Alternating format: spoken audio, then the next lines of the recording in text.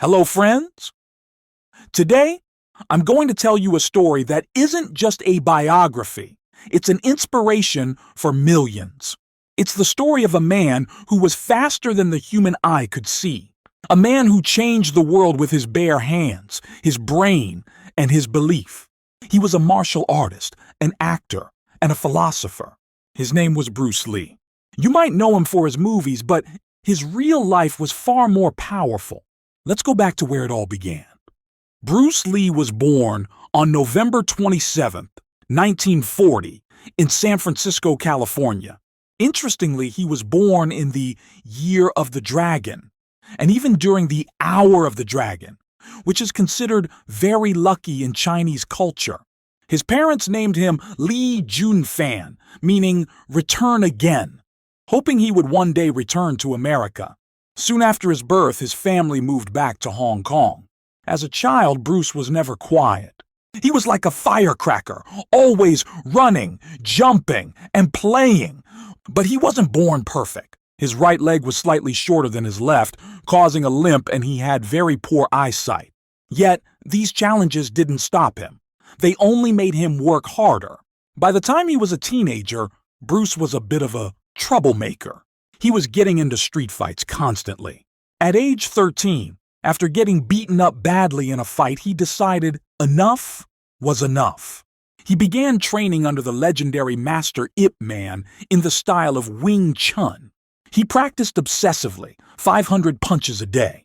He became so fast that people couldn't even see his hands move. But because his street fights were getting dangerous and the police were getting involved, his father made a tough decision. At age 18, Bruce was sent back to America to build a better life. In 1959, Bruce landed in Seattle with just $100 in his pocket. No fame, no fortune.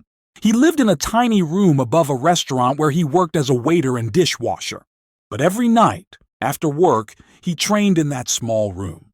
He finished high school and went to college, where he started teaching kung fu to everyone, white, black, Asian. This angered the traditional Chinese masters who believed kung fu should only be taught to Chinese people. They challenged him to a fight. If Bruce lost, he would have to close his school. Bruce fought a man named Wong Jack Man and won in just a few minutes. But Bruce wasn't happy. He felt the fight was too messy and slow.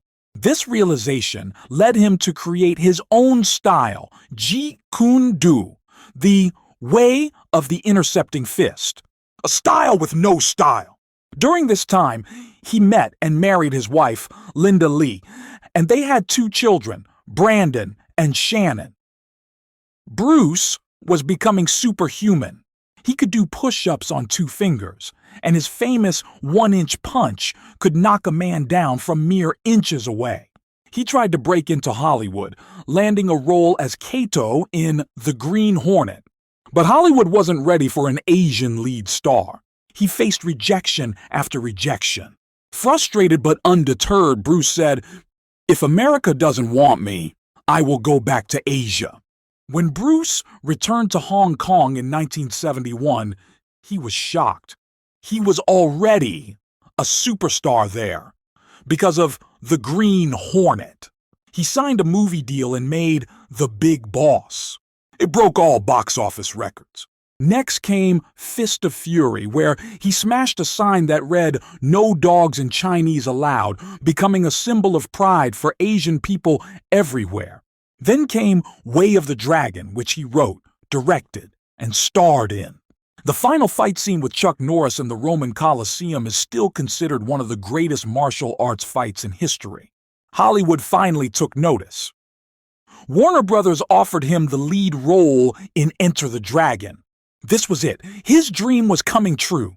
But tragically, just 6 days before the movie's release, Bruce Lee complained of a headache, took a painkiller, and went to lie down. He never woke up. On July 20th, 1973, Bruce Lee passed away at the age of 32 from cerebral edema, or swelling of the brain. The world was heartbroken. Bruce Lee left us more than just movies. He left us a philosophy of life. He taught us to be flexible.